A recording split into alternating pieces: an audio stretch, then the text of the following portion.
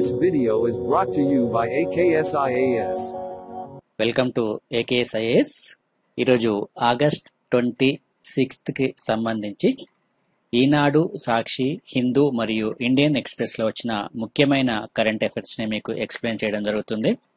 So ఈ current affairs అనేది మీకు యూపీఎస్సి సివిల్ సర్వీస్ ఎగ్జామినేషన్స్కు ప్రిలిమ్స్ మరియు మెయిన్స్ పాయింట్ ఆఫ్ వ్యూలో, అదేవిధంగా రాష్ట్ర స్థాయి పబ్లిక్ సర్వీస్ కమిషన్ నిర్వహించే ఏపీపీఎస్సి మరియు టీఎస్పీఎస్సి గ్రూప్ 1, గ్రూప్ 2 ఎగ్జామినేషన్స్కు, ఇతర కాంపిటేటివ్ ఎగ్జామ్స్ అయిన ఎస్ఎస్సి, సిజిఎల్ మరియు క్లాట్ ఎగ్జామ్స్లో కరెంట్ అఫైర్స్కి సంబంధించిన మొత్తం అంశాలు ఇక్కడ ఎక్స్ప్లెయిన్ చేయడం జరుగుతుంది. సో కాబట్టి ఈ కరెంట్ అఫైర్స్ అనేది మనకు ఏ కాంపిటేటివ్ ఎగ్జామ్స్ తీసుకున్నా కానీ చాలా చాలా important. So scoring point of వ్యూలో, అదేవిధంగా మనకు జాబ్ను డిసైడ్ చేయడంలో ఈ కరెంట్ అఫైర్స్ అనేది చాలా కీలకమైన రోల్ను ప్లే చేయడం జరుగుతుంది. కాబట్టి సో కరెంట్ అఫైర్స్ని ఎవరు నెగ్లెక్ట్ చేయకుండా ఖచ్చితంగా డైలీ అప్డేట్ అవుతూ ఉంటేనే సో వారికే మంచి స్కోర్ వచ్చే అవకాశం అనేది ఉంటుంది. కాబట్టి సో ఈ కరెంట్ అఫైర్స్ అనేది మీరు ఖచ్చితంగా ఏ రోజుకి ఆ రోజు నీట్గా నోట్ డౌన్ చేసుకొని పెట్టుకుంటే మీకు ఈజీగా గుర్తుండే అవకాశం ఉంటుంది. సో ఈరోజు కరెంట్ అఫైర్స్లోకి వెళ్ళే ముందు ఫస్ట్ కొటేషన్తో స్టార్ట్ చేద్దాం మనం. Education is the most powerful weapon which you can use to change the world అని ఇక్కడ నెల్సన్ మండేలా ఒక కొటేషన్ ఇవ్వడం జరిగింది. సో ఈ కొటేషన్ యొక్క ప్రధానమైన ఎసెన్స్ గనక ఒకసారి మనం గమనిస్తే, education is the most powerful weapon అంటే చదువు అనేది అన్నిటికంటే శక్తివంతమైన ఒక ఆయుధం అని. సో ఆ ఆయుధంతో, ఈ ఎడ్యుకేషన్ అనే ఆయుధంతో సో మొత్తం వరల్డ్నే మార్పు తీసుకురావచ్చని నెల్సన్ మండేలా చెప్పడం అనేది జరిగింది. సో ఇది మనకు చదువు యొక్క ప్రాముఖ్యతను తెలిపే కొటేషన్. సో మనకు చదువు అనేది చాలా ముఖ్యమైనది సమాజంలో. సో సమాజంలో ఒక రకమైన మార్పును తీసుకురావాలంటే ప్రతి ఒక్కరూ చదువుకోవాల్సిన అవసరం అనేది ఉంది. సో భారతదేశ చారిత్రక పరంగా తీసుకుంటే విద్యకు చాలా ప్రాముఖ్యతను ఇవ్వడం అనేది జరుగుతుంది. సో ప్రస్తుతం భారతదేశంలో ఈ చదువు ద్వారా అనేక పరిణామాలు, అనేకమైన మార్పులు అనేవి కొనసాగుతున్నాయి. సో అదే ఈ కొటేషన్ యొక్క ముఖ్యమైన సారాంశం. సో సమాజంలో ఉన్న ప్రతి ఒక్కరూ ఖచ్చితంగా చదువుకోవాలని, సో ఆ చదువు ద్వారా సంపాదించిన జ్ఞానాన్ని సమాజం కోసం ఉపయోగించాల్సిన అవసరం ఉందని ఈ కొటేషన్ మనకు చెప్తుంది. సో ఈరోజు కరెంట్ అఫైర్స్ చూసే ముందు సో నిన్న ఇచ్చిన క్వశ్చన్స్కి ఒకసారి ఆన్సర్స్ ఎక్స్ప్లెయిన్ చేస్తాను. సో అందులో ఫస్ట్ క్వశ్చన్ కనుక ఒకసారి మనం గమనిస్తే, ఈ క్రింది వాటిలో నేషనల్ టైగర్ కన్జర్వేషన్ అథారిటీ యొక్క విధులు ఏవి అని క్వశ్చన్ ఇవ్వడం జరిగింది. సో ఇందులో మనకు 3 స్టేట్మెంట్స్ ఇచ్చారు. సో ఈ స్టేట్మెంట్స్లో సరైన వాటిని గుర్తించాలి. మొదటి స్టేట్మెంట్ కనుక మనం గమనిస్తే, పులుల సంరక్షణ కోసము రాష్ట్ర ప్రభుత్వం తయారు చేసిన ప్రణాళికను ఆమోదించడం అని మొదటి స్టేట్మెంట్ మనకు కనిపిస్తుంది. సో ఇది కరెక్టా రాంగా అనేది ఒకసారి మనం గమనిస్తే, ఈ నేషనల్ టైగర్ కన్జర్వేషన్ అథారిటీ ఏదైతే ఉందో ఇది దేశవ్యాప్తంగా ఉన్న ఒక పులుల సంరక్షణ సంబంధించిన ఒక అథారిటీ ఇది. సో ఇది రాష్ట్ర వ్యాప్తంగా ఆయా రాష్ట్రాలు తమ రాష్ట్ర ప్రభుత్వాలలో పులులను సంరక్షించడానికి కొన్ని ప్రణాళికలను రూపొందించడం అనేది జరుగుతుంది. సో ఆ ప్రణాళికలను వీరు ఈ నేషనల్ టైగర్ కన్జర్వేషన్ అథారిటీకి పంపించిన తర్వాత సో అది ఈ ప్రణాళికలను ఆమోదించడం అనేది జరుగుతుంది. కాబట్టి ఇది కరెక్ట్ స్టేట్మెంట్గా మనం చెప్పుకోవచ్చును. ఇక సెకండ్ స్టేట్మెంట్ వచ్చేసి, పులుల సంరక్షణ ప్రాంతాలలో మైనింగ్ మరియు ఇతర పరిశ్రమల కార్యకలాపాలను నిరోధించడము అని సెకండ్ స్టేట్మెంట్ కనిపిస్తుంది. సో ఇది కూడా మనకు కరెక్ట్ స్టేట్మెంట్గా మనం చెప్పవచ్చును. సో ఈ పులుల సంరక్షణ ప్రాంతాలలో ఇటువంటి కార్యకలాపాలను నిరోధించాల్సిన అవసరం అనేది ఉంది. ఎందుకంటే ఇది పర్యావరణ ప్రాంతంగా ఇక్కడ పులుల సంరక్షణ ప్రాంతం ఉంటుంది. కాబట్టి సో ఇటువంటి పరిసర ప్రాంతాలలో ఈ మైనింగ్ మరియు ఇతర పరిశ్రమ కార్యకలాపాలను చేపట్టడం వల్ల అక్కడ ఈ అటవీ ప్రాంతము ఏదైతే ఉందో క్రమంగా తగ్గిపోయే అవకాశం అనేది ఉంటుంది. సో అప్పుడు ఈ పులుల సంరక్షణకు ఆటంకాలు ఏర్పడే అవకాశం ఉంటుంది కాబట్టి సో దీనిని ఖచ్చితంగా నిరోధించాల్సిన అవసరం అనేది ఈ నేషనల్ టైగర్ కన్జర్వేషన్ అథారిటీ యొక్క ప్రధానమైన బాధ్యతగా మనం చెప్పుకోవచ్చును కాబట్టి ఇది కరెక్ట్ స్టేట్మెంట్. ఇక థర్డ్ స్టేట్మెంట్ గనక ఒకసారి గమనిస్తే వార్షిక ఆడిట్ నివేదికను కేంద్ర పర్యావరణ మంత్రిత్వ శాఖకు అందజేయడం అనేది కరెక్టా కాదా అని ఒకసారి మనం గమనిస్తే సో ప్రతి సంవత్సరము ఈ నేషనల్ టైగర్ కన్జర్వేషన్ అథారిటీ ఒక నివేదికను తయారు చేయడం అనేది జరుగుతుంది దేశవ్యాప్తంగా. సో ఈ నివేదికను పార్లమెంటుకు అందజేయడం అనేది జరుగుతుంది. కేంద్ర పర్యావరణ మంత్రిత్వ శాఖకు ఇది అందజేయదు కాబట్టి ఇది రాంగ్ స్టేట్మెంట్ గా మనం పరిగణించాలి. సో మనకు ఇక్కడ ఆన్సర్ వచ్చేసి ఏ మరియు బి మాత్రమే కరెక్ట్ సమాధానం. సో ఇది జాగ్రత్తగా గమనించండి. ఇక సెకండ్ క్వశ్చన్ లోకి వెళ్లే ముందు ఈ క్వశ్చన్ ఒకసారి చూద్దాం. నేషనల్ హెల్త్ ప్రొఫైల్ 2019 నివేదికను ఏ సంస్థ విడుదల చేస్తుంది అని కింద 4 ఆప్షన్స్ ఇవ్వడం జరిగింది. NSSO, ministry of health and family welfare, central bureau of health investigation, world health organization India. So ఇందులో మనకు కరెక్ట్ సమాధానం వచ్చేసి central bureau of health intelligence. So మనకు ఇది థర్డ్ అనేది correct answer. So national health profile ను central bureau of health intelligence విడుదల చేయడం అనేది జరుగుతుంది. ఇది గుర్తుంచుకోండి. సో ఈ నేషనల్ హెల్త్ ప్రొఫైల్ అనేది prepared by the central bureau of health intelligence.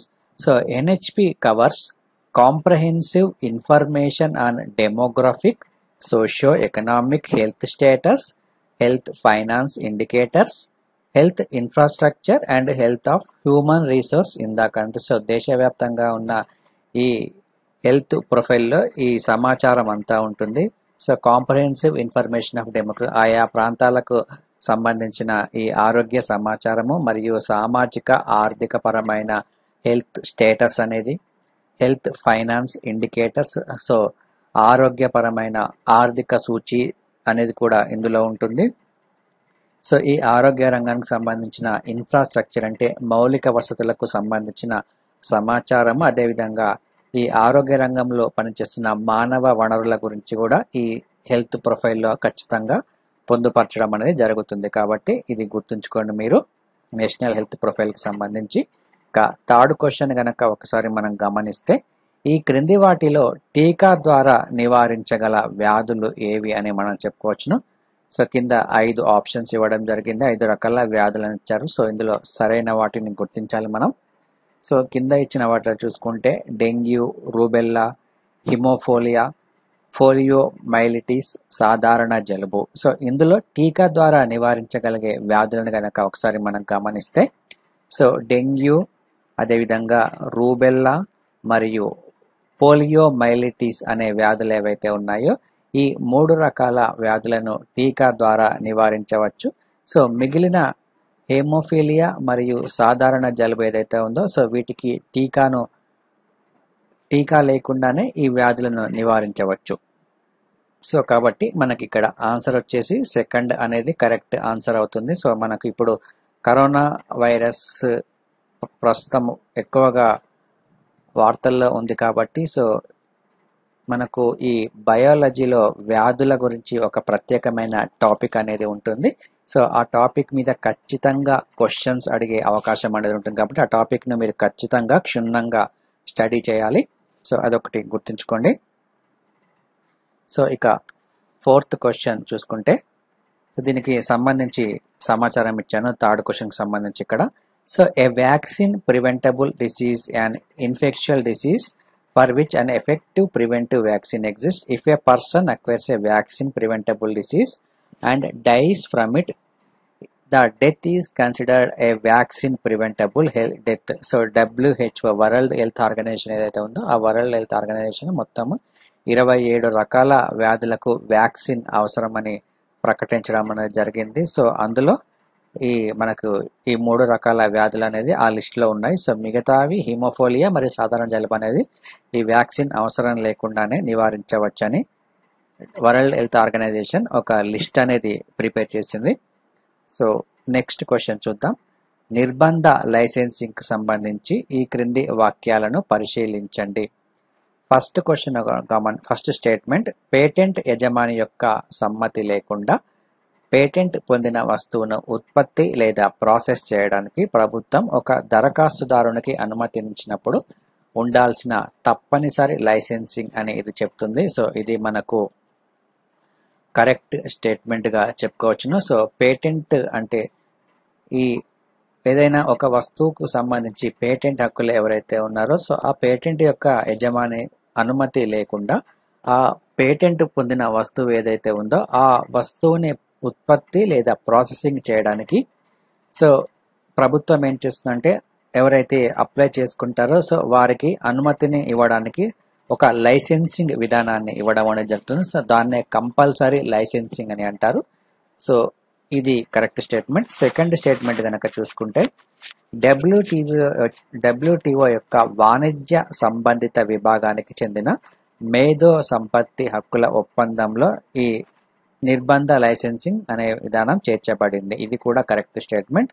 So భారతదేశం తరచుగా జెనరిక్ ఔషధాల ఉత్పత్తికి తప్పనిసరి లైసెన్సులను మంజూరు చేయడం అనేది జరుగుతుంది. ఇది తప్పనిసరి అంటే తరచుగా అని కాదు. సో ఇప్పటి వరకు కేవలం 1 లేక 2 సార్లు మాత్రమే ఇటువంటి లైసెన్స్లను మంజూరు చేయడం జరిగింది ఈ జెనరిక్ ఔషధాల ఉత్పత్తికి సంబంధించి. కాబట్టి ఇది మనకు రాంగ్ స్టేట్మెంట్. మనకు కరెక్ట్ సమాధానం వచ్చేసి 1 మరియు 2. కాబట్టి బి అనేది కరెక్ట్ ఆన్సర్ మనకి ఇక్కడ. సో దానికి సంబంధించిన సమాచారం కూడా ఇక్కడ ఇవ్వడం జరిగింది. Compulsory licensing is when a government, ఇక్కడ జాగ్రత్తగా గమనించండి, when a government allows someone else to produce a patented product or a process without the consent of the patent owner or plans to use the patent protected invention itself. So కాబట్టి అక్కడ మనకు first స్టేట్మెంట్ని కరెక్ట్గా చెప్పుకోవచ్చు దీని ప్రకారము. So మనకు ఈ world trade ఆర్గనైజేషన్కి సంబంధించి ఒక ఒప్పందం అనేది ఉంది, ఇంటెలెక్చువల్ ప్రాపర్టీ అగ్రిమెంట్ అని మనం చెప్పుకోవచ్చును. సో ఈ ఇంటెలిజెన్స్ ప్రాపర్టీ అగ్రిమెంట్ ప్రకారం కూడా ఈ కంపల్సరీ లైసెన్సింగ్ విధానం అనేది అందులో పొందుపరచబడింది. కాబట్టి ఇది సెకండ్ స్టేట్మెంట్ కూడా మనకు ఇక్కడ కరెక్ట్ అని చెప్పడం జరిగింది. So the TRIPS trade related aspects and intellectual property rights agreement. So ఇక నెక్స్ట్ వచ్చేసి the licence was granted to Indian generic manufacturer Natco pharma for sorafenib అనే డ్రగ్కి ఒక లైసెన్స్ అనేది గతంలో ఇవ్వడం జరిగింది. సో ఇది ఎప్పుడంటే 2012లోనే ఇవ్వడం జరిగింది లైసెన్స్. సో ఆ తర్వాత మళ్ళీ ఎప్పుడు ఇటువంటి లైసెన్స్ అనేది ఈ ఔషధ ఉత్పత్తికి ఇవ్వలేదు. కాబట్టి ఇది రాంగ్ స్టేట్మెంట్ అని చెప్పడం జరిగింది. సో ఇక ఫిఫ్త్ క్వశ్చన్ ఒకసారి చూద్దాం. ఈ క్రింది దేశాలలో ఎర్ర సముద్రంతో సరిహద్దును పంచుకొని దేశం ఏది అని ఇక్కడ ఇవ్వడం జరిగింది. సో ఇక్కడ మ్యాప్ అనేది మీకు ఇచ్చాను. సో ఇది మ్యాపింగ్లో మనకి ఇక్కడ క్లియర్గా కనిపిస్తుంది. రెడ్ సీ అనేది ఇక్కడ ఎర్ర సముద్రము. సో ఈ మ్యాపింగ్ ప్రకారం మనము చూసుకుంటే ఫస్ట్ ఆప్షన్ చూద్దాం, సూడాన్. సూడాన్ అనేది ఇక్కడ మనకు ఈ సరిహద్దును పంచుకుంటున్న దేశంగా ఉంది. నెక్స్ట్ వచ్చేసి యెమన్ సెకండ్ ఆప్షన్ ఉంది. సో యెమన్ అనేది మనకి ఇక్కడ ఉంది. ఇది కూడా ఎర్ర సముద్రంతో సరిహద్దును పంచుకుంటుంది. నెక్స్ట్ ఆప్షన్ వచ్చేసి సౌదీ అరేబియా. సో ఈ సౌదీ అరేబియా ఏదైతే ఉందో ఈ సౌదీ అరేబియా కూడా ఈ ఎర్ర సముద్రంతో సరిహద్దును పంచుకుంటున్న దేశంగా మనం ఇక్కడ గమనించవచ్చు. సో మనకు ఇక మిగిలింది ఒకటే ఒక ఆప్షన్, ఒమన్. ఒమన్ అనేది ఈ రెడ్ సీతో ఎటువంటి సరిహద్దును పంచుకొని దేశంగా ఉంది. కాబట్టి ఇది కరెక్ట్ ఆన్సర్ ఇది. సో ఇటువంటి క్వశ్చన్స్ గతంలో కూడా చాలాసార్లు యూపీఎస్సీలో మరియు ఏపీపీఎస్సీలో అడగడం జరిగింది. కాబట్టి సో ఏదైనా ప్లేస్ కనుక మనకు వార్తల్లో ఎక్కువ సార్లు వస్తే ఆ ప్లేస్కు సంబంధించి జాగ్రఫీ పాయింట్ ఆఫ్ వ్యూలో మ్యాపింగ్ అనేది చాలా చాలా ఇంపార్టెంట్ కాబట్టి గుర్తుంచుకోండి మీరు. సో దానికి సంబంధించి the 6 countries bordering with the Red Sea అని ఇక్కడ ఇవ్వడం జరిగింది. సో మొత్తం 6 దేశాలు ఈ రెడ్ సీతో సరిహద్దును పంచుకోవడం జరుగుతుంది. Saudi Arabia, Yemen, Egypt, Sudan, Eritrea and Djibouti. So ఈ 6 దేశాలు ఎర్ర సముద్రంతో సరిహద్దును పంచుకుంటున్న దేశాలు. ఈ మ్యాపింగ్ ఒకసారి చూసుకుంటే మీకు ఈజీగా అర్థమవుతుంది. సో ఇది ఈరోజు నిన్న ఇచ్చిన క్వశ్చన్స్కి కంప్లీట్ ఆన్సర్స్. సో ఈరోజు కరెంట్ అఫైర్స్లో ఫస్ట్ టాపిక్ కనుక మనం చూసుకుంటే ICICI bank to use satellite data to assess credit profile farmers. So ICICI bank ఏదైతే ఉందో ఐసిఐసిఐ బ్యాంకు ప్రస్తుతము ఈ వ్యవసాయ రంగానికి సంబంధించి రైతుల యొక్క క్రెడిట్ ప్రొఫైల్ని చూడడానికి శాటిలైట్ డేటాను ఉపయోగించనుంది. So ICICI bank announced the introduction of usage of the satellite data imagery from earth observation satellites to assess credit worthiness of its customers belonging to the farm sectors అని ఇక్కడ క్లియర్గా చెప్పడం జరిగింది. సో ఫార్మ్ సెక్టర్ అంటే వ్యవసాయ రంగానికి సంబంధించి రైతులు ఎవరైతే ఉన్నారో సో ఆ రైతుల యొక్క రుణ ప్రొఫైల్ని చూడడానికి ఈ శాటిలైట్ను ఉపయోగించడం అనేది జరుగుతుంది. ఈ శాటిలైట్ సమాచారం ద్వారా వీరి యొక్క ప్రొఫైల్ను సేకరిస్తుంది ICICI bank. So the bank the first in India and among the few globally will use the satellite data to measure and అరే of parameters related to the land, అంటే భూమికి సంబంధించి, అదేవిధంగా ఇరిగేషన్కి సంబంధించి మరియు క్రాప్ ప్యాటర్న్స్ పంటలకు సంబంధించి కూడా ఈ సమాచారాన్ని సేకరించడం అనేది జరుగుతుంది. సో మన భారతదేశంలో ఈ విధంగా సమాచారాన్ని సేకరించిన బ్యాంకుగా ఐసిఐసిఐ బ్యాంకుగా మనం చెప్పుకోవచ్చును. కాబట్టి ఇది చాలా ఇంపార్టెంట్, ఎందుకంటే మొట్టమొదటిసారి ఈ శాటిలైట్ సాంకేతిక పరిజ్ఞానాన్ని ఉపయోగిస్తున్న బ్యాంకుగా ఐసిఐసిఐ బ్యాంకును మనం గుర్తుంచుకోవాలి. సో ఇది రైతులకు సంబంధించి వివిధ సమాచారాన్ని సేకరించడం అనేది జరుగుతుంది. సో వీరి యొక్క క్రెడిట్ ప్రొఫైల్ ఆధారంగా సో వారికి భవిష్యత్తులో ఐసిఐసిఐ బ్యాంక్ రుణాలని అందజేయడం అనేది జరుగుతుంది.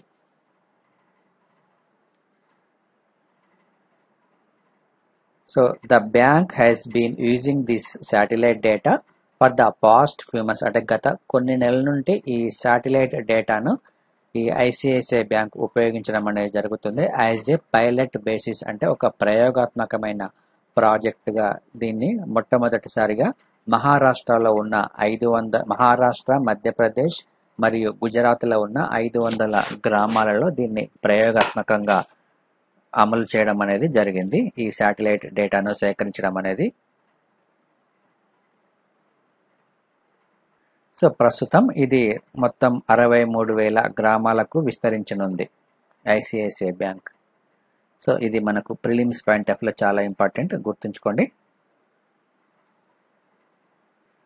సో ఇక మనం నెక్స్ట్ టాపిక్ గనక చూసుకుంటే ఇది మనకు రోజు రెగ్యులర్గా న్యూస్లో వస్తున్న వార్త అనేది ప్రశాంత్ భూషణ్కి సంబంధించి కంటెంప్ట్ ఆఫ్ కోర్టు కేసు వివాదం అనేది గత కొంతకాలంగా రెగ్యులర్గా మనకు వార్తల్లో వస్తుంది. సో ప్రస్తుతం ఈ కేసుకు సంబంధించి నిన్న చెప్పాను కదా సుప్రీంకోర్టులో దీనికి సంబంధించిన విచారణ అనేది కొనసాగుతుందని. So supreme court differs contempt case initiated on remarks he made about the judicial corruption, new bench to hear the 2009 Bhushan case. So ఈ ప్రశాంత్ భూషణ్ కేసుని న్యూ బెంచ్కి ట్రాన్స్ఫర్ చేయడం అనేది జరిగింది. దానికి సంబంధించి మనకి ఇక్కడ కూడా న్యూస్లో ఇవ్వడం జరిగింది తెలుగులో. ప్రశాంత్ భూషణ్ను శిక్షించకండి అని పలువురు న్యాయమూర్తులు కూడా సుప్రీంకోర్టును కోరడం అనేది జరిగింది. సో ఈ సుప్రీంకోర్టులో ప్రస్తుతం జరుగుతున్న ఈ కేసులో ఈ ప్రశాంత్ భూషణ్ ఎవరైతే ఉన్నారో ఇతను శిక్షించవద్దని, అదేవిధంగా ఇతనిని మందలించడం ద్వారా అతనిని అమరుడిని చేయవద్దని, అందుకు బదులుగా న్యాయ రాజనీతిజ్ఞతతో కూడిన సందేశం ఇవ్వాలని ప్రశాంత్ భూషణ్ తరపున న్యాయవాది సుప్రీంకోర్టును అభ్యర్థించడం అనేది జరిగింది. అయితే లాస్ట్ వీక్ ఈ కేసుకు సంబంధించి సుప్రీంకోర్టు తన తీర్పును రిజర్వ్లో పెట్టడం జరిగింది. సో ఇతనికి మరికొంత సమయం ఇచ్చి, అంటే ఆగస్టు 24వ తేదీ వరకు ఇతనికి సమయం ఇవ్వడం జరిగింది. సో అతను తన యొక్క తప్పును తెలుసుకుని సుప్రీంకోర్టుకు క్షమాపణ చెప్పాల్సిందిగా ఈ సమయాన్ని ఇవ్వడం అనేది జరిగింది. సో ప్రస్తుతం నిన్న ఈ కేసుకు సంబంధించి విచారణ అనేది సుప్రీంకోర్టులో జరిగింది. సో నిన్న కూడా ఇతనికి దాదాపుగా సుప్రీంకోర్టు ధర్మాసనం 30 నిమిషాల సమయాన్ని కేటాయించడం అనేది జరిగింది. సో తను చేసిన వ్యాఖ్యలు ఏవైతే ఉన్నాయో వివాదాస్పదమైన వ్యాఖ్యలు, సో వాటిని వెనక్కు తీసుకునేందుకు మరొక ఛాన్స్ను కూడా ఇవ్వడం జరిగింది. అయితే ఇతను ప్రశాంత్ భూషణ్ దాన్ని పూర్తిగా నిరాకరించడం అనేది జరిగింది. సో ఈ సందర్భంగా అటార్నీ జనరల్ వేణుగోపాల్ ఎవరైతే ఉన్నారో అతను మాట్లాడుతూ ప్రశాంత్ భూషణ్ను క్షమించాలని, సో మరొకసారి ఇటువంటి వ్యాఖ్యలు చేయకుండా మందలించి ఈ కేసుకు ముగింపు పలకాలని సుప్రీంకోర్టును అభ్యర్థించడం అనేది జరిగింది. సో మనకు ఎగ్జామినేషన్ పాయింట్ ఆఫ్ వ్యూ వచ్చేసి పాలిటీ పరంగా దీన్ని మనము చూసుకోవాలి. సో ఈ కంటెంప్ట్ ఆఫ్ కోర్టుకి సంబంధించి వివిధ ఆర్టికల్స్ ఏవైతే ఉన్నాయో ఆ ఆర్టికల్స్, అదేవిధంగా ఈ కంటెంప్ట్ ఆఫ్ కోర్టుకు సంబంధించి మరియు ప్రాథమిక హక్కులలో దేనికి వ్యతిరేకంగా ఉంది, అంటే భావ ప్రకటన స్వేచ్ఛకు ఈ కంటెంప్ట్ ఆఫ్ కోర్టుకు మధ్య ఉన్న తేడాను కూడా గమనించి సో మనము ఎగ్జామ్ పాయింట్ ఆఫ్ వ్యూలో ప్రిపేర్ అవ్వాలి. సో దానికి సంబంధించి నోట్స్ అనేది ఆల్రెడీ గతంలో మీకు చెప్పడం జరిగింది. ఆ వివిధ ఆర్టికల్స్ మరియు ఈ ప్రాథమిక హక్కులకు సంబంధించిన ఆర్టికల్ కూడా చెప్పడం జరిగింది. అదేవిధంగా 1971 చట్టాన్ని కూడా ప్రస్తావించడం అనేది జరిగింది. సో ఇక నెక్స్ట్ టాపిక్ గనక తీసుకుంటే Arunachal Pradesh to seek 6th schedule status అని ఒక వార్త అనేది మనకు కనిపిస్తుంది. It will help protect the rights of the indigenous people says home minister. So Arunachal home minister ఈ వ్యాఖ్యలు చేయడం అనేది జరిగింది. ప్రస్తుతం అరుణాచల్ ప్రదేశ్ని 6వ షెడ్యూల్లో కలపాలని, 6వ షెడ్యూల్ యొక్క హోదాను కల్పించాలని అరుణాచల్ రాష్ట్రానికి చెందిన హోమ్ మినిస్టర్ సో ఈ ప్రకటన చేయడం అనేది జరిగింది. సో దానికి సంబంధించిన వార్త ఇక్కడ చూద్దాం ఒకసారి. So the Arunachal Pradesh has decided to appeal to the centre for bringing the state under the purview of the 6th schedule of the constitution towards protecting the rights of it's indigenous people. So ప్రస్తుతం అరుణాచల్ ప్రదేశ్ యొక్క ప్రయోజనాలను కాపాడే విధంగా వారి యొక్క సంస్కృతి మరియు సంప్రదాయాలను పరిరక్షించుకోవడానికి ఈ అరుణాచల్ ప్రదేశ్ను 6వ షెడ్యూల్లో కలపవలసిందిగా కేంద్రాన్ని కోరడం అనేది జరిగింది. సో ప్రస్తుతం మనము ఈ పాలిటీ పాయింట్ ఆఫ్ వ్యూలో ఈ టాపిక్ అనేది చదువుకోవాలి 6వ షెడ్యూల్కి సంబంధించి. సో మనకు 6వ షెడ్యూల్ అనేది ఏం చెప్తుందంటే ఈశాన్య రాష్ట్రాలకు సంబంధించి కొన్ని రాష్ట్రాలను ఈ 6వ షెడ్యూల్లో చేర్చడం అనేది జరిగింది. సో ఇక్కడ ఉన్న పరిపాలన వ్యవహారాలకు సంబంధించి ట్రైబల్ ఏరియాస్, ముఖ్యంగా ఇక్కడ ఉన్న ఈ గిరిజన ప్రాంతాలు ఏవైతే ఉన్నాయో ఈ గిరిజన ప్రాంతాల యొక్క పరిపాలన వ్యవహారాలకు సంబంధించి ఈ 6వ షెడ్యూల్ అనేది మనకు చెప్తుంది. సో అందులో మనకు ముఖ్యంగా ఉన్న ప్రస్తుతం మన భారత రాజ్యాంగం ప్రకారము అందులో ఉన్న రాష్ట్రాలు గనక ఒకసారి మనం తీసుకుంటే అస్సాం, మేఘాలయ, త్రిపుర అండ్ మిజోరం రాష్ట్ర, ఈ 4 రాష్ట్రాలను ఈ 6వ షెడ్యూల్లో చేర్చడం అనేది జరిగింది. సో ప్రస్తుతం అరుణాచల్ ప్రదేశ్ను కూడా ఈ జాబితాలో చేర్చాలని ఒక డిమాండ్ అనేది వస్తుంది. సో ప్రస్తుతం ఈ 6వ షెడ్యూల్ని చేర్చాలి అనే అంశంపై సో క్యాబినెట్ మీటింగ్ని కూడా ఏర్పాటు చేయడం అనేది జరిగింది అరుణాచల్ ప్రదేశ్. సో ప్రస్తుతం ఆగస్టు 27వ తేదీ నుంచి స్టార్ట్ అయ్యే ఈ అసెంబ్లీ సమావేశాలు ఏదైతే ఉన్నాయో ఈ అసెంబ్లీ సమావేశాలలో దీని గురించి చర్చించి ఒక ప్రతిపాదనను కేంద్రానికి పంపాలని ప్రస్తుతం అరుణాచల్ ప్రదేశ్ రాష్ట్రము భావిస్తుంది. సో గతంలో దీనికి సంబంధించి ఒక కమిటీని కూడా ఏర్పాటు చేయడం అనేది జరిగింది.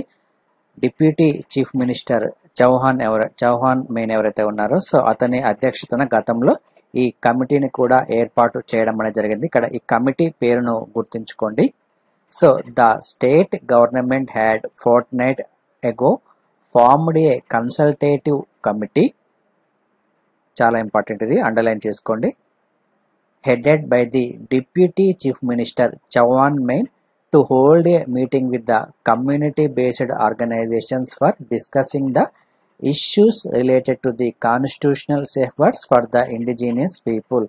సో వీరి కోసం ఈ కమిటీ పేరు గుర్తుంచుకోండి.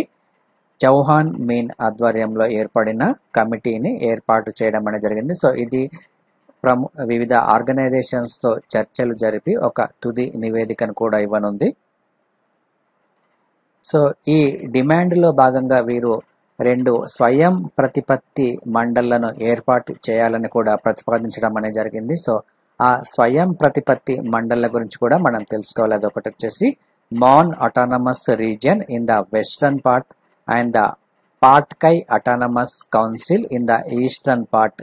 సో ఈ 2 స్వయం ప్రతిపత్తి కేంద్రాలను కూడా ఈ 6వ షెడ్యూల్లో చేర్చిన తర్వాత వీటిని ఏర్పాటు చేయాలని కూడా మరొక డిమాండ్ అనేది చేయడం అనేది జరుగుతుంది. కాబట్టి ఈ అటానమస్ కౌన్సిల్ పేరు కూడా గుర్తుంచుకోండి, Mon autonomous region in the western part and the Patkai autonomous council in the eastern part. ఇవి ఎక్కడికి, ఏ రాష్ట్రానికి సంబంధించినవని కూడా మనకు అడిగే అవకాశం ఉంటుంది. సో అరుణాచల్ ప్రదేశ్ రాష్ట్రానికి సంబంధించినవి. సో దీనికి సంబంధించి మీరు కొంచెం బ్యాక్గ్రౌండ్ కూడా చూసుకోవాలి. పాలిటీలో 6వ షెడ్యూల్కి సంబంధించి ఆర్టికల్ 244 ప్రకారము ఈ అస్సాం, మేఘాలయ, త్రిపుర మరియు మిజోరంలోని ఈ గిరిజన ప్రాంతాలలో ఈ పరిపాలన కొరకు ఈ ఆర్టికల్ 244ను భారత రాజ్యాంగంలో పొందుపరచడం అనేది జరిగింది. ఇది 6వ షెడ్యూల్లో భాగంగా ఉంటుంది.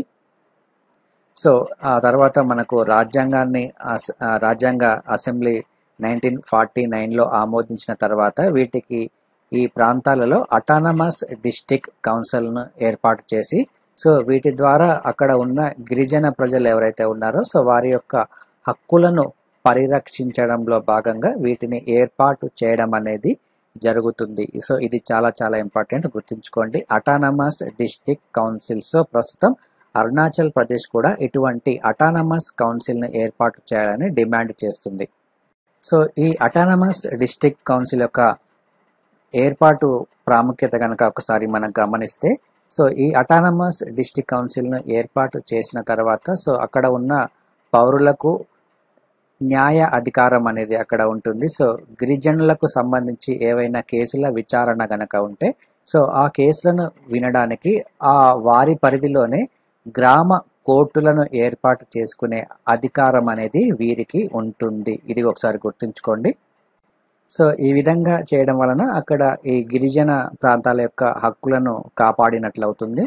సో మొత్తంగా ప్రస్తుతం అయితే ఈ ఈశాన్య రాష్ట్రాలలో మొత్తం 10 ప్రాంతాలను స్వయం ప్రతిపత్తి జిల్లాలుగా ప్రకటించడం అనేది జరిగింది ఇప్పటి వరకు. సో ఇందులో అస్సాం, మేఘాలయ మరియు మిజోరాంలలో 3 చొప్పున ఉంటే త్రిపురలో ఒక స్వయం ప్రతిపత్తి జిల్లా, దీనిని అటానమస్ డిస్ట్రిక్ట్ కౌన్సిల్ అని అంటారు, త్రిపురలో 1 ఉంది. సో ఈ స్వయం ప్రతిపత్తి జిల్లాలకు సంబంధించి ప్రాంతీయ మండలిలో 30 మందికి మించకుండా సభ్యులు అనేది ఉంటారు. సో వీరిలో 4 గవర్నర్ నియమించడం అనేది జరుగుతుంది. సో మిగిలిన వారిని ఎన్నికల ద్వారా నామినేట్ చేయడం అనేది జరుగుతుంది. సో వీరి యొక్క పదవీ కాలం వచ్చేసి 5 సంవత్సరాలుగా ఉంటుంది ఈ అటానమస్ కౌన్సిల్కి సంబంధించి. సో ఈ బేసిక్ పాయింట్స్ కూడా మీరు ఖచ్చితంగా గుర్తుంచుకోవాలి. సో ఆ విధంగా చదివితే మనకు ఈ 6th షెడ్యూల్లో చేర్చవలసిన డిమాండ్ ఎందుకు వచ్చింది అనేది కూడా మనకు అర్థమవుతుంది. సో ఇక నెక్స్ట్ టాపిక్ గనక మనం చూసుకుంటే, government open to tweaks in credit guarantee schemes, revenue generation A concern. Finance minister అని ఇక్కడ ఒక వార్త ఇవ్వడం జరిగింది. సో ప్రస్తుతం ఈ ఎంఎస్ఎంఈ రంగానికి సంబంధించి ఒక క్రెడిట్ గ్యారంటీ స్కీమ్ని కూడా ప్రకటించడం జరిగింది. గతంలో ఆత్మనిర్భర్ భారత్లో కూడా ఈ ఎంఎస్ఎంఈ రంగానికి అనేక నిధులను కేటాయించడం అనేది జరిగింది. సో ప్రస్తుతం ఈ వార్త కనుక ఒకసారి మనం తీసుకుంటే, ప్రస్తుతం ఈ 3 లక్షల కోట్లకు సంబంధించి ఒక క్రెడిట్ గ్యారంటీ స్కీమ్ని ప్రకటించడం జరిగింది. So providing the collateral free loans to small business. So చిన్న చిన్న బిజినెస్ చేసే వాళ్ళు ఎవరైతే ఉన్నారో సో వారికి సంబంధించి సో ఎటువంటి పూచికత్తు లేకుండా ఈ రుణాలను ఇవ్వడం అనేది జరుగుతుంది. సో 3 లక్షల కోట్లను ప్రస్తుతం ప్రకటించడం అనేది జరిగింది. ఎందుకంటే ప్రస్తుతం ఈ కరోనా వైరస్ నేపథ్యంలో అనేక రకాల వ్యాపారాలు అనేవి సో ఆర్థికంగా బలహీనపడిన నేపథ్యంలో సో మరింతగా వ్యాపారాన్ని అభివృద్ధి చేయాలి అనే ఉద్దేశంతో సో వారికి మరికొంత ఆర్థిక సహాయాన్ని ఇవ్వాలి అనే ఉద్దేశంతో ఈ 3 లక్షల కోట్ల ప్యాకేజీని ప్రకటించడం అనేది జరిగింది. సో ఇక మనకు నెక్స్ట్ టాపిక్ గనక తీసుకుంటే దీవులతో చైనాకు దీటుగా అని మనకు ఒక ప్రధానమైన వార్త కనిపిస్తుంది. సో చైనా అనేది ఏ విధంగా తన వ్యూహాన్ని మార్చుకుంటుంది అనేది ఈ వార్త యొక్క ప్రధానమైన ఉద్దేశంగా మనం చెప్పుకోవచ్చును. సో ముఖ్యంగా హిందూ మహాసముద్రంపై గత కొన్ని సంవత్సరాలుగా ఈ చైనా తన యొక్క ఆధిపత్యాన్ని చాటుకునేందుకు తన యొక్క ప్రయత్నాలను చేస్తుంది. సో ప్రస్తుతం ఆ చేస్తున్న ప్రయత్నాల్లో భాగంగా అక్కడ ఉన్న చిన్న చిన్న దీవులు ఏవైతే ఉన్నాయో ఆ దీవులను తనకు అనుకూలంగా ఏ విధంగా మలుచుకుంటుందో ఈ ఆర్టికల్ ఇవ్వడం జరిగింది ఇక్కడ. సో దీనికి సంబంధించి వివరాలు ఒకసారి చూద్దాం. సో ఈ విధంగా చైనా ఈ హిందూ మహాసముద్రంలో అదేవిధంగా గతంలో కూడా అనేక వివాదాలు వచ్చిన దక్షిణ చైనా సముద్రంలో కూడా తన యొక్క ఆధిపత్యాన్ని చాటుకోవాలని అక్కడ సైనిక విన్యాసాలు కూడా చేయడం అనేది జరిగింది. సో ప్రస్తుతం భారతదేశము దీనిని ఖచ్చితంగా ఎదుర్కోవాల్సిన అవసరం అనేది ఉంది. ఎందుకంటే భారతదేశము ఇక్కడ ఉన్న అనేక దేశాలతో ద్వైపాక్షిక సంబంధాలను మెరుగుపరుచుకోవాలంటే ఈ చైనాను ఖచ్చితంగా ఇక్కడ అడ్డుకోవాల్సిన అవసరం అనేది భారతదేశంపై ఉంది. కాబట్టి సో దీనికి అనుగుణంగా భారత ప్రభుత్వం ఎటువంటి ప్రణాళికలు ఏ విధమైన నిర్ణయాలు తీసుకుందో దానికి ఒక ఉదాహరణగా దీన్ని మనం చెప్పుకోవచ్చును. సో ప్రస్తుతం ఈ చైనాకు ధీటుగా భారత ప్రభుత్వం తీసుకున్న నిర్ణయాలు గనక ఒకసారి మనం తీసుకుంటే ఈ మ్యాప్ను ఒకసారి గమనించండి. ఇక్కడ థాయిలాండ్ అని ఉంటుంది, ఇక్కడ మలేసియా, కౌలాలంపూర్, ఇండోనేషియా అనేది ఉంటుంది. సో ఇక్కడ ఇది గనక చూసుకుంటే ఇది దక్షిణ చైనా సముద్రము, సో ఇది హిందూ మహాసముద్రము. ఇది ఒక ప్రధానమైన మార్గంగా మనం చెప్పుకోవచ్చును. సో రవాణా మార్గానికి సంబంధించి సో ప్రస్తుతం ఈ చైనా ఈ దక్షిణ చైనా సముద్రంపై తన ఆధిపత్యాన్ని నిలుపుకోవాలని చూస్తుంది. సో ఇక్కడ తన చుట్టూ ఉన్న వివిధ ప్రాంతాలు దేశాలు ఏవైతే ఉన్నాయో ఈ Vietnam, Cambodia, Bangkok, Thailand so ఇటువంటి దేశాలను లోబర్చుకోవాలని చైనా ప్రయత్నాలు చేస్తుంది.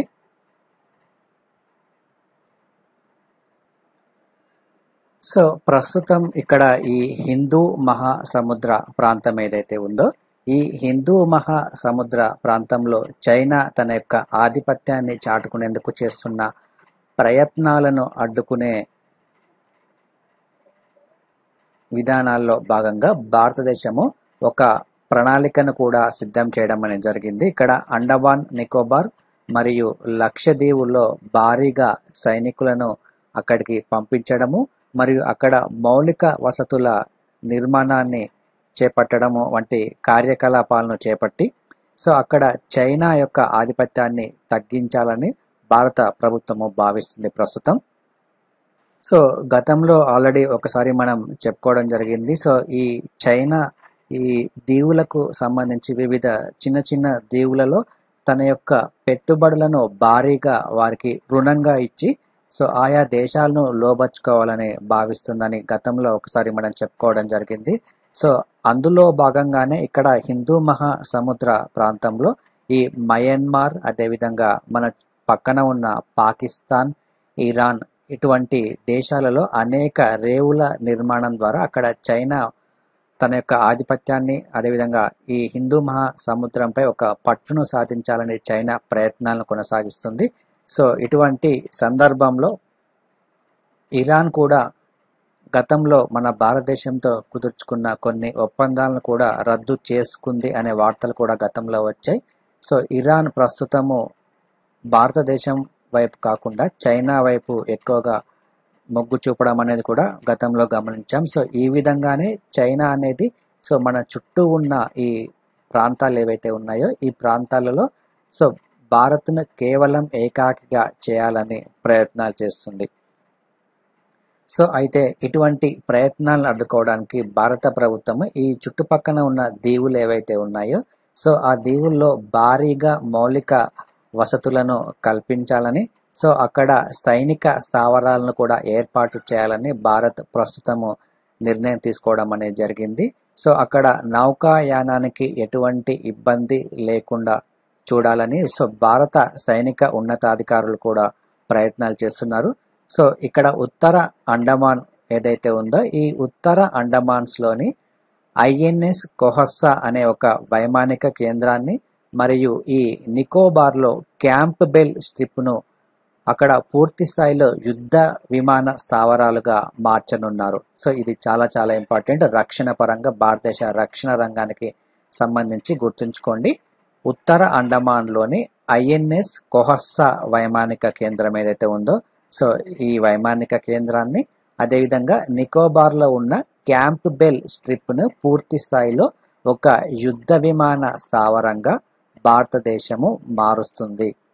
అదేవిధంగా లక్షద్వీప్ ఏదైతే ఉందో ఈ లక్షద్వీప్లో అగట్టి వైమానిక కేంద్రాన్ని కూడా సైనిక కార్యకలాపాల కోసము దీనిని ఆధునీకరించనున్నారు. సో ఇక్కడ ఈ ప్లేసెస్ చాలా చాలా ఇంపార్టెంట్ గుర్తుంచుకోండి. సో ఈ విధంగా తన సైన్యం యొక్క శక్తిని ఈ హిందూ మహాసముద్ర పరిసర ప్రాంతాల్లో పెంచుకోవాలని భారత్ భావిస్తుంది. సో ఇక మరొక అంశం వచ్చేసి థాయిలాండ్ కాలువకు సంబంధించి కూడా మనం ఇక్కడ గమనించాలి. సో ఈ థాయిలాండ్ కాలువ అనేది గత 70 సంవత్సరాలుగా పెండింగ్లో ఉంది. సో దీనిపై చైనా కూడా తన యొక్క ప్రయత్నాలను వేగవంతం చేస్తున్న నేపథ్యంలో భారత్ మరింత వేగవంతంగా తన యొక్క చర్యలను చేపట్టాల్సిన అవసరం అనేది ఉంది. సో ఇక్కడ మలై ద్వీపకల్పం ఏదైతే ఉందో ఈ మలై ద్వీపకల్పాన్ని అక్కడ తవ్వి సో గల్ఫ్ ఆఫ్ థాయిలాండ్ అనే ప్లేస్ ఉంటుంది. సో ఈ గల్ఫ్ ఆఫ్ థాయిలాండ్ను అండమాన్ సముద్రంతో అనుసంధానించాలన్నది ఈ థాయిలాండ్ కాలువ యొక్క ప్రధానమైన ప్రణాళిక. సో ఈ విధంగా అనుసంధానం చేస్తే అక్కడ ఉన్న హిందూ మహాసముద్రానికి మరియు పసిఫిక్ మహాసాగరానికి మధ్య ఉన్న ప్రధానమైన నౌకా మార్గం ఏదైతే ఉందో ఇక్కడ మలక్కా నౌకా మార్గం ఉంటుంది. సో ఈ మలక్కా జలసంధిని విస్మరించడానికి వీలవుతుంది. సో ఇటువంటి సందర్భంలో భారత ప్రభుత్వము ఈ ఎక్కువగా రవాణా ఉన్న ఇటువంటి నౌకా మార్గాలు ఏవైతే ఉన్నాయో సో వీటి మీద మౌలిక వసతులను మరింతగా పెంచాల్సిన అవసరం అనేది ఉంది. సో ఇక్కడ ఈ జాగ్రఫీ పాయింట్ ఆఫ్ వ్యూలో ఇది చాలా చాలా ఇంపార్టెంట్ అని గుర్తుంచుకోవాలి ఇక్కడ. సో మనకు ఎక్కువగా ఇక్కడ కన్ఫ్యూజ్ అయ్యే అవకాశం ఉంటుంది కాబట్టి మ్యాపింగ్ పాయింట్ అనేది ఖచ్చితంగా మీరు చూసుకోవాలి. సో ఈ చైనా చేస్తున్న ఇటువంటి ప్రయత్నాలకు భారతదేశం ఖచ్చితంగా అడ్డుకట్టను వేయాల్సిన అవసరం అనేది ఉంది. సో ఇటీవల భారతదేశము మాల్దీవ్స్తో కూడా ఒక ఒప్పందాన్ని కుదుర్చుకోవడం జరిగింది. అక్కడ ఒక బ్రిడ్జిని కూడా ఒక ప్రాజెక్ట్ను కూడా చేపట్టడం జరిగింది. సో అక్కడ థాయిలాండ్ ప్రభుత్వంతో చైనా కూడా అక్కడ పెట్టుబడులు పెట్టడం జరిగింది. సో అక్కడ కూడా ఈ థాయిలాండ్ ప్రభుత్వంతో భారత్ మరింత సన్నిహిత సంబంధాలను కుదుర్చుకోవాలి. అదేవిధంగా శ్రీలంక కనుక మనం తీసుకుంటే శ్రీలంక అనేది భారత్కు చాలా అతి దగ్గరగా ఉన్న ప్రదేశము. సో ఇక్కడ కూడా చైనా తన యొక్క పెట్టుబడులను పెడుతుంది. సో ఈ శ్రీలంక దగ్గర ఉన్న ఈ జలసంధి ఏదైతే ఉందో ఈ జలసంధి ద్వారా చాలా ఎక్కువగా సరుకు రవాణా అనేది కొనసాగుతున్న అత్యంత రద్దీ అయిన జల రవాణాగా మనం చెప్పుకోవచ్చును. సో ఇక్కడ కూడా చైనా తన యొక్క పెట్టుబడులను పెట్టి శ్రీలంకను కూడా తన వైపుకు మళ్లించుకునేలా ప్రయత్నం చేయడం అనేది జరిగింది. సో ప్రస్తుతం శ్రీలంకలో ప్రభుత్వం అనేది మారింది. అదేవిధంగా థాయిలాండ్ గనక మనం గమనిస్తే ఈ థాయిలాండ్లో థాయిలాండ్ కాదు మాల్దీవ్స్. సో మాల్దీవ్స్ కూడా గమనిస్తే ఈ మాల్దీవ్స్లో కూడా గత సంవత్సరంలో ప్రభుత్వం అనేది మారింది. సో ప్రస్తుతం ఈ థాయిలాండ్ మరియు శ్రీలంకలు భారత్ వైపు ద్వైపాక్షిక సంబంధాలను మెరుగుపరచుకోవాలని భావిస్తున్న నేపథ్యంలో సో అత్యంత త్వరగా భారతదేశము తన యొక్క ప్రయత్నాలను మొదలు పెట్టాల్సిన అవసరం అనేది ఉంది. సో ఇక నెక్స్ట్ టాపిక్ గనక తీసుకుంటే గాలి నాణ్యత పర్యవేక్షణ కేంద్రాలు పెంచండి అని నేషనల్ గ్రీన్ ట్రిబ్యునల్ ఒక ఆదేశాన్ని ఇవ్వడం జరిగింది. So NGT. సో దేశవ్యాప్తంగా సో వచ్చే 6 నెలల్లో 175 గాలి నాణ్యత పర్యవేక్షణ కేంద్రాలను ఏర్పాటు చేయాలని కేంద్ర కాలుష్య నియంత్రణ బోర్డు ఏదైతే ఉందో, సో ఈ కాలుష్య నియంత్రణ బోర్డును నేషనల్ గ్రీన్ ట్రిబ్యునల్ ఆదేశించడం అనేది జరిగింది. సో ఇది ప్రిలిమ్స్ పాయింట్ ఆఫ్ లో చాలా ఇంపార్టెంట్, గుర్తుంచుకోండి. 6 నెలల్లో దేశవ్యాప్తంగా 175 గాలి నాణ్యత పర్యవేక్షణ కేంద్రాలను ఏర్పాటు చేయాలని ఆదేశించడం అనేది జరిగింది. అయితే ప్రస్తుతం మన భారతదేశంలో ఇటువంటి కేంద్రాలు దాదాపుగా 173 వరకు ఉన్నాయి. సో దీన్ని మరింతగా విస్తరించడంలో భాగంగా మరికొన్ని కూడా ఏర్పాటు చేయాల్సిన అవసరం అనేది ఉంది. సో మన భారతదేశంలో ప్రస్తుతం వాయు కాలుష్యం అనేది క్రమక్రమంగా పెరుగుతుంది. సో ముఖ్యంగా మహానగరాలు ఢిల్లీ, ముంబై, కోల్కతా, చెన్నై వంటి నగరాల్లో ఈ వాయు కాలుష్యం అనేది చాలా ఎక్కువ మోతాదులో ఉంది. సో ఇటువంటి వాయు కాలుష్యాన్ని ఖచ్చితంగా తగ్గించాల్సిన అవసరం అనేది ఉంది. సో 2024 నాటికి 20 నుంచి 30% మేరకు ఈ వాయు కాలుష్యాన్ని తగ్గించాల్సిందిగా కేంద్ర పర్యావరణ మంత్రిత్వ శాఖకు ఈ నేషనల్ గ్రీన్ ట్రిబ్యునల్ సూచించడం జరిగింది. ఎప్పటి వరకు అంటే 2024 నాటికి. నెక్స్ట్ టాపిక్ గనక తీసుకుంటే, రాజ్యసభ సభ్యులపై ఫిర్యాదు స్వీకరణకు సిబ్బందికి అనుమతినివ్వడం జరిగింది. ఇది పాలిటీ పాయింట్ ఆఫ్ లో చూసుకోవాలి. ఎథిక్స్ కమిటీ నిర్ణయానికి వెంకయ్య నాయుడు ఆమోదం అని మనకి ఇక్కడ ప్రధానంగా కనిపిస్తుంది. సో రాజ్యసభ యొక్క నియమావళిని ఉల్లంఘించిన లేదా దురుసుగా ప్రవర్తించిన సభ్యులపై ఫిర్యాదులను స్వీకరించేందుకు అక్కడ ఉన్న ఈ సచివాలయ ఉద్యోగులు ఎవరైతే ఉన్నారో సో వారికి అధికారాలను ఇవ్వడం అనేది జరిగింది. సో ఇక్కడ ఫిర్యాదులను స్వీకరించేందుకు 2 సచివాలయ ఉద్యోగులకు అధికారం ఇవ్వాలని ఎథిక్స్ కమిటీ నిర్ణయించగా, సో ప్రస్తుతం భారత ఉపరాష్ట్రపతి ఈ నిర్ణయాన్ని ఆమోదించడం అనేది జరిగింది. సో ఈ ఎథిక్స్ కమిటీ కూడా మీరు పాలిటీ పరంగా ఒకసారి చూసుకోవాలి. సో దీనిని రాజ్యసభలో 1997లో ఈ ఎథిక్స్ కమిటీని ఏర్పాటు చేయడం అనేది జరిగింది. అదేవిధంగా లోక్సభలో కనుక ఈ ఎథిక్స్ కమిటీ అనేది 2015 నుంచి ఈ కమిటీని ఏర్పాటు చేయడం అనేది జరిగింది. సో ఎథిక్స్ కమిటీకి సంబంధించిన బ్యాక్గ్రౌండ్ ఇది.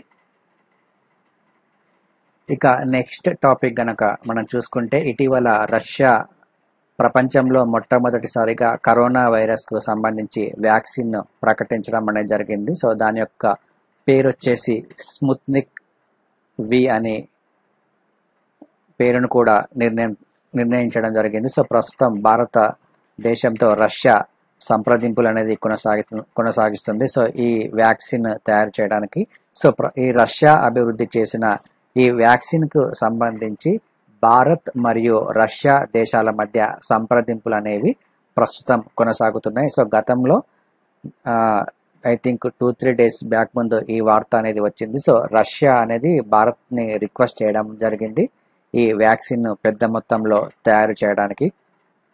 సో దీనిపై నిర్ణయం తీసుకోవాల్సిన అవసరం అనేది ప్రస్తుతం భారత ప్రభుత్వం దగ్గర ఉంది. ఎందుకంటే ఈ వ్యాక్సిన్ మన భారతదేశంలోకి ప్రవేశపెట్టే ముందు దీనికి ముందుగా కంప్లీట్గా టెస్ట్ చేసిన తర్వాతనే దీన్ని భారతదేశంలో ఉన్న ప్రజలకు ఇవ్వాల్సిన అవసరం అనేది ఉంది. కాబట్టి అటువంటి జాగ్రత్తలు కూడా తీసుకొని ఈ వ్యాక్సిన్ పై భారత ప్రభుత్వం నిర్ణయాన్ని తీసుకోవాలి. సో నెక్స్ట్ టాపిక్ వచ్చేసి అరుదైన యూవి కాంతిని గుర్తించిన భారతీయ ఉపగ్రహం అని. సో ఇది ప్రిలిమ్స్ పాయింట్ ఆఫ్ లో ఇంపార్టెంట్.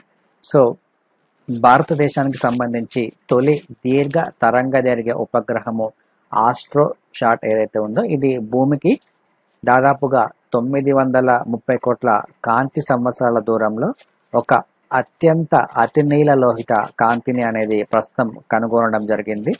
సో దీనిని కనుగొన్నది ఎవరంటే పూణేలోని inter university centre for astronomy, అదేవిధంగా ఆస్ట్రోఫిజిక్స్ సంస్థ ఈ విషయాన్ని ప్రకటించడం అనేది జరిగింది.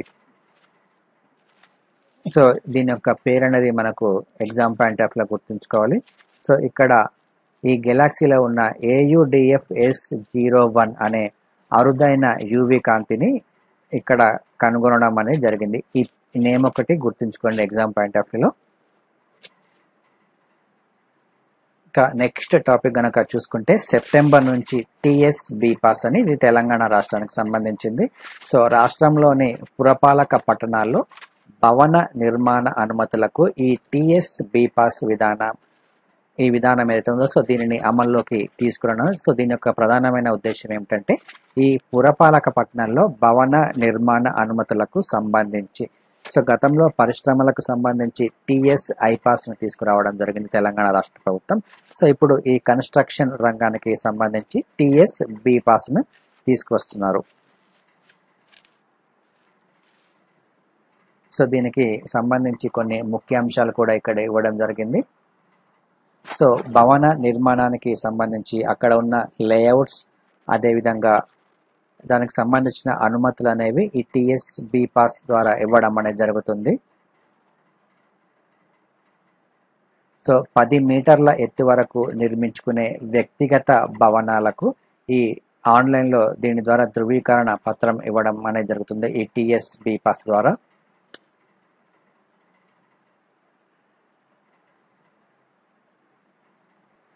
నెక్స్ట్ టాపిక్ గనక తీసుకుంటే తాగునీటి నాణ్యత జాతీయ సగటు కంటే మెరుగే అని మనకు ఒక వార్త ఇక్కడ కనిపిస్తుంది. ప్రస్తుతం తెలంగాణ రాష్ట్ర ప్రభుత్వము మిషన్ భగీరథ అనే కార్యక్రమాన్ని కొనసాగిస్తుంది ముఖ్యంగా ఈ తాగునీటి కోసం. సో తెలంగాణలో ఉన్న ప్రతి ఇంటికి తాగునీటిని ఇవ్వాలనే ఉద్దేశంతో తెలంగాణ రాష్ట్ర ప్రభుత్వం ఈ మిషన్ భగీరథ పథకాన్ని గతంలో ప్రారంభించింది. అయితే ఈ రాష్ట్రంలో సరఫరా చేస్తున్న తాగునీటి నాణ్యత అనేది మరింతగా మెరుగు కావాల్సిన అవసరం అనేది ఉందని ఈ నివేదిక తెలియజేస్తుంది. సో జల్ జీవన్ మిషన్ ఒక నివేదికను విడుదల చేయడం జరిగింది. సో జాతీయ సగటు కంటే ప్రస్తుతం మెరుగ్గానే ఉన్న సో తాజాగా ఉన్న లెక్కల ప్రకారము రాష్ట్రంలో 20% తాగునీరు ఇంకా మరింతగా నాణ్యత ప్రమాణాలను మెరుగుపరుచుకోవాల్సిన అవసరం అనేది ఉంది అని ఈ నివేదిక తెలియజేస్తుంది. సో ఈ నీటిని పరీక్షించే ప్రయోగశాలల ప్రమాణాల విషయం కనుక ఒకసారి మనం గమనిస్తే గత ఆర్థిక సంవత్సరంలో తెలంగాణ దేశంలోనే 5వ స్థానంలో ఉంది. సో దేశవ్యాప్తంగా వివిధ రాష్ట్రాల్లో ఉన్న ప్రయోగశాలల్లో పరిశీలించిన నీటి నమూనాలను, వాటి ఫలితాలను జాతీయ జల జీవన్ మిషన్ ప్రకటించడం అనేది జరుగుతుంది. ఈ పేరు గుర్తుంచుకోండి, జల్ జీవన్ మిషన్. సో తాజాగా ప్రకటించిన వివరాల ప్రకారము తెలంగాణలోని గ్రామీణ ప్రాంతాల్లో సరఫరా అవుతున్న 20.48% తాగునీరు ఏదైతే ఉందో అది నాణ్యత ప్రమాణాలను అందుకోవాల్సి ఉంది అని ఈ నివేదిక చెప్పడం జరుగుతుంది. అంటే మరింతగా మెరుగుపరుచుకోవాలి ఈ తాగునీటి నాణ్యతకు సంబంధించి. సో ఇక నెక్స్ట్ ఈరోజు ఈనాడు పేపర్లో ఇచ్చిన ఆర్టికల్ కనుక ఒకసారి మనం గమనిస్తే నిధులిస్తేనే జవసత్వాలు అని ఒక ప్రధానమైన వార్త మనకి ఇక్కడ కనిపిస్తుంది. ఇది మనకు ఎకానమీ పాయింట్ ఆఫ్ వ్యూలో పారిశ్రామిక రంగానికి సంబంధించి చాలా చాలా ఇంపార్టెంట్. యూపీఎస్సి మెయిన్స్ ఎగ్జామ్స్ రాసేవారికి, అదేవిధంగా APSC group 1 mains point of వ్యూలో సో ప్రస్తుతం ఈ కరోనా వైరస్ ఏర్పడిన నేపథ్యంలో సో ఆర్థికంగా బలహీనపడిన ఈ సూక్ష్మ చిన్న మధ్య తరహా పరిశ్రమలకు భారత ప్రభుత్వం తీసుకున్న నిర్ణయాలు ఏమిటి, సో ఇది ఎంతవరకు ఉపయోగపడతాయి అనే కోణంలో మనల్ని క్వశ్చన్ అడిగే అవకాశం ఉంటుంది. కాబట్టి సో దానికి సంబంధించి ఈ ఆర్టికల్లో ముఖ్యమైన పాయింట్స్ని మీరు నోట్ డౌన్ చేసుకొని పెట్టుకోండి. సో దీని గురించి నేను ఒకసారి మీకు ఎక్స్ప్లెయిన్ చేస్తాను. ఈ ఎంఎస్ఎంఈ రంగానికి సంబంధించి సో ప్రస్తుతం భారతదేశంలో ఈ సూక్ష్మ చిన్న మధ్య తరహా పరిశ్రమలు ఏవైతే ఉన్నాయో సో ఇవి ఎక్కువ మొత్తంలో ఉపాధిని కల్పిస్తున్న కంపెనీలుగా మనం చెప్పుకోవచ్చును. ముఖ్యంగా మెట్రో నగరాలు కాకుండా సెకండ్ నగరాలు ఏవైతే ఉన్నాయో సెకండ్ గ్రేడ్ నగరాలు, సో అటువంటి నగరాల్లో ఈ సూక్ష్మ చిన్న మధ్య తరహా పరిశ్రమలు అనేవి చాలా ఎక్కువగా నెలకొల్పబడి ఉన్నాయి. సో ప్రస్తుతం ఈ కరోనా వైరస్ నేపథ్యంలో లాక్డౌన్ ప్రకటించడంతో అనేక కంపెనీలు అనేవి ఆర్థికంగా బలహీన పడడం అనేది జరిగింది. సో అందులో భాగంగానే గతంలో ఆత్మ నిర్భర్ భారత్లో భాగంగా సో వీటికి రుణ రుణాలను ఇచ్చే సదుపాయాన్ని కూడా కల్పించడం జరిగింది. సో కేవలం రుణాలను ఇప్పించడమే కాకుండా సో వీటిని ఆర్థికంగా ఆదుకోవడానికి మరింతగా భారత ప్రభుత్వం చర్యలు తీసుకోవాలని ఈ ఆర్టికల్ ప్రధానంగా చెప్తుంది. సో ఇక్కడ ఇది ఒక సర్వే కూడా చేయడం అనేది జరిగింది. భవన్స్ బిజినెస్ స్కూల్, అదేవిధంగా మ్యాగ్మా ఫిన్కార్స్. సో ఈ రెండు ఆర్గనైజేషన్స్ ఏవైతే ఉన్నాయో ఇవి ఈ రంగానికి సంబంధించి, ఈ రంగంలో ప్రస్తుతం ఉన్న స్థితిగతులకు సంబంధించి ఒక సర్వేను కూడా చేయడం అనేది జరిగింది. సో గత మే నెలలో జరిపిన ఈ సర్వేలో అనేక రకమైన సంస్థలు కూడా పాల్గొన్నాయి. సో దేశవ్యాప్తంగా ఉన్న దాదాపుగా 6.34 కోట్ల ఈ ఎంఎస్ఎంఈల కంపెనీలకు సంబంధించి సగానికి పైగా ఎక్కువగా గ్రామీణ భారతదేశంలోనే ఎక్కువగా ఈ కంపెనీలు నెలకొల్పబడి ఉన్నాయని, సో వీటి ద్వారా గ్రామీణ ప్రాంతంలో దాదాపుగా 11 కోట్ల మందికి ఉపాధి కల్పించడం అనేది జరిగింది. సో వీరిలో 55% పట్టణ ప్రాంత ఎంఎస్ఎంఈ రంగంలో పనిచేయడం అనేది జరుగుతుంది. సో ఈ గణాంకాలను గనక ఒకసారి మనం గమనిస్తే, సో విడివిడిగా చూస్తే వీటి యొక్క స్థాయి అనేది చాలా చిన్నది అయినప్పటికీ చాలా ఎక్కువ మొత్తంలో ఇది ఉపాధిని కల్పిస్తుందని మనం చెప్పుకోవచ్చును. అయితే ఇక్కడ ఈ కంపెనీల మీద ఆధారపడిన వాళ్ళు దాదాపుగా 3,200 మంది సంస్థలు ఎవరైతే ఉన్నారో సో వారిలో ఎక్కువగా షెడ్యూల్డ్ కులాలు, అదేవిధంగా షెడ్యూల్డ్ తెగలు మరియు ఇతర వెనుకబడిన తరగతులకు చెందిన వారే ఉన్నారని ఈ నివేదిక మనకు ప్రధానంగా తెలియజేస్తుంది. సో ఇటువంటి సందర్భంలో వీరికి మరింత ఆర్థికంగా ప్రోత్సాహం కల్పించాల్సిన అవసరం అనేది ఉంది. ప్రస్తుతం ఈ ఎంఎస్ఎంఈలు ఎదుర్కొంటున్న ప్రధానమైన సమస్య వచ్చేసి నిధుల కొరతగా మనం చెప్పుకోవచ్చును.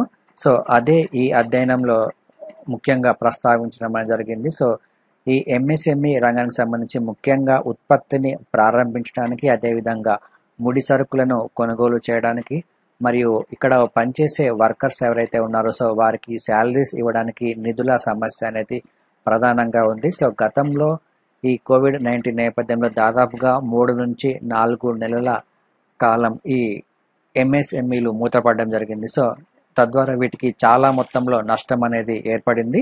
సో అందులో భాగంగానే భారత ప్రభుత్వం కూడా ఈ ఎంఎస్ఎంఈలను ఆదుకోవాలనే సంకల్పంతో అనేక చర్యలను కూడా ప్రకటించడం అనేది జరిగింది. అయితే వీరికి సంబంధించి దాదాపుగా 3 లక్షల కోట్ల విలువైన రుణాలను ఎటువంటి పూచికత్తు లేకుండా ఇవ్వాలని, ప్రభుత్వ పూచికత్తుగా ఇవ్వాలని నిర్ణయం తీసుకోవడం జరిగింది. సో గతంలో ఆత్మ నిర్భర్ భారత్ ప్యాకేజీలో భాగంగా సో ఈ ప్రకటన అనేది చేయడం జరిగింది. సో ఎంఎస్ఎంఈ రంగాలకు సంబంధించి అయితే సో మరింతగా ఈ నిధుల సంఖ్యను పెంచాల్సిన అవసరం అనేది ఉంది. మన భారతదేశంలో ఉన్న ఈ ఎంఎస్ఎంఈ కంపెనీల సంఖ్యతో పోల్చుకుంటే ఈ నిధులు అనేవి చాలా తక్కువగా ఉన్నాయి.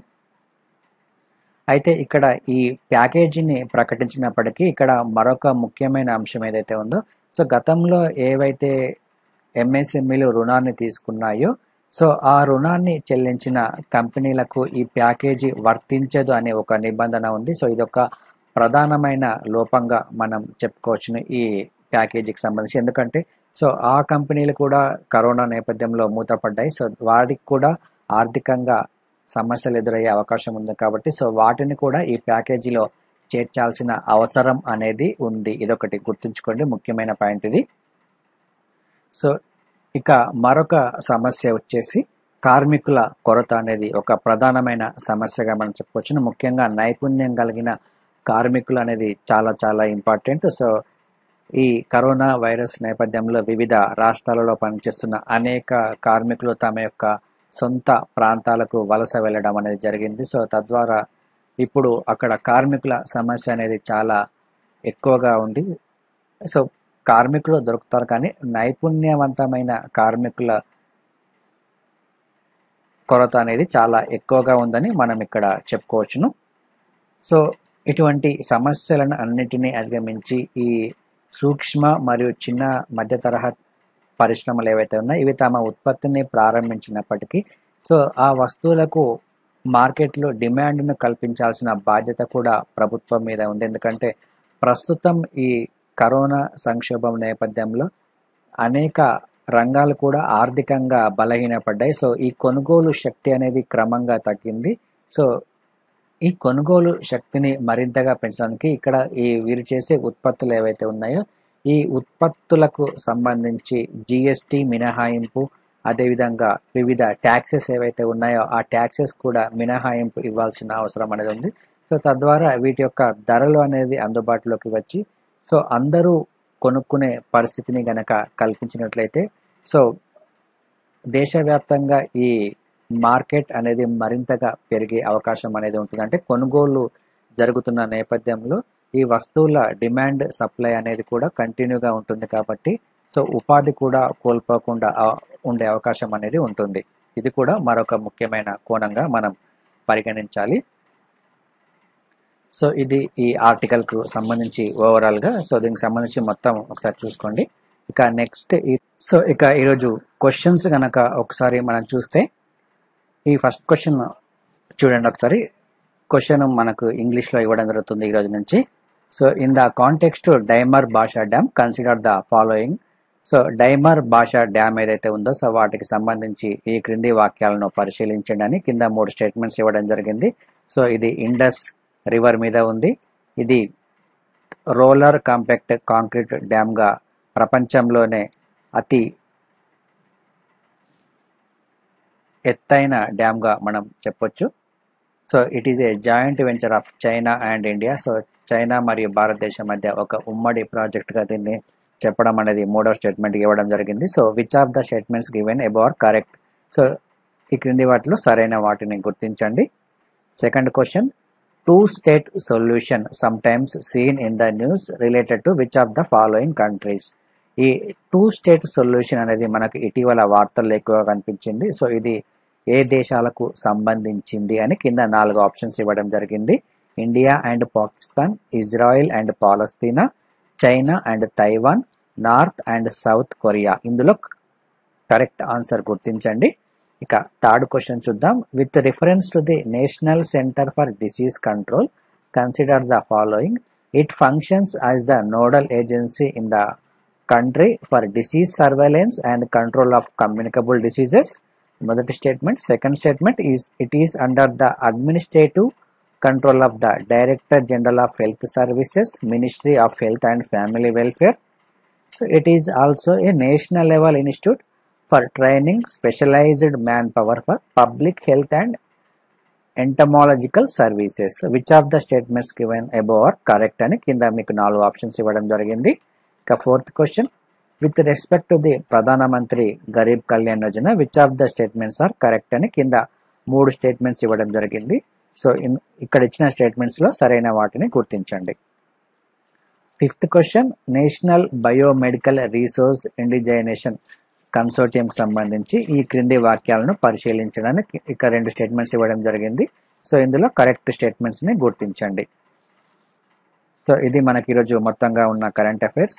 So AKS IAS UPSC civil service ఎగ్జామినేషన్స్కి general studies prelims and mains coaching, అదేవిధంగా ఆప్షనల్ సబ్జెక్ట్స్కి సంబంధించి sociology, anthropology, public administration, political science మరియు తెలుగు లిటరేచర్, జాగ్రఫీ వంటి ఆప్షనల్ సబ్జెక్ట్స్కి కోచింగ్ని ఇవ్వడం అనేది జరుగుతుంది. ఇక టెస్ట్ సిరీస్ను కూడా అందిస్తుంది. ప్రిలిమ్స్ మరియు మెయిన్స్ టెస్ట్ సిరీస్ అనేది ఉంటుంది సివిల్ సర్వీస్ ఎగ్జామినేషన్స్కి. మరియు ఏపీపీఎస్సి మరియు టీఎస్పీఎస్సికి group 1, group 2 coaching both Telugu and English మీడియంలో మీకు అవైలబుల్గా ఉంటుంది. ప్రస్తుతం ఇప్పుడు రాయబోయే గ్రూప్ 1 అభ్యర్థుల కోసము గ్రూప్ 1 టెస్ట్ సిరీస్ను కూడా కండక్ట్ చేయడం అనేది జరుగుతుంది. సో ఈ టెస్ట్ సిరీస్లో మీకు మొత్తం 25 టెస్టులు అనేవి ఉంటాయి. సో ఈ టెస్టులతో పాటు మీకు టెస్ట్ డిస్కషన్ కూడా ఉంటుంది. సో వీటికి సంబంధించి మీకు కంప్లీట్ సమాచారం కావాలంటే 8448449709 నెంబర్కి కాల్ చేస్తే మీకు కంప్లీట్ ఇన్ఫర్మేషన్ అనేది ఉంటుంది. అదేవిధంగా ఏకేఎస్ ఐఏఎస్ ఎడ్యునేషన్ అనే యాప్ని కనుక మీరు గూగుల్ ప్లే స్టోర్ నుంచి డౌన్లోడ్ చేసుకుంటే మీకు కంప్లీట్గా ఈ కోర్సెస్కి సంబంధించిన సమాచారము, వీడియోస్ మరియు మెటీరియల్ అనేది మీకు అవైలబుల్గా ఉంటుంది. సో ఇది మనకు ఈరోజు మొత్తంగా ఉన్న కరెంట్ అఫైర్స్. ఈ కరెంట్ అఫైర్స్ అనేది మీకు డైలీ అప్డేట్ కావాలి అంటే ఏకేఎస్ ఐఏఎస్ యూట్యూబ్ ఛానల్ని సబ్స్క్రైబ్ చేసుకుంటే మీకు డైలీ నోటిఫికేషన్ అనేది వస్తుంది. Thank you friends. This video is brought to you by AKS IAS.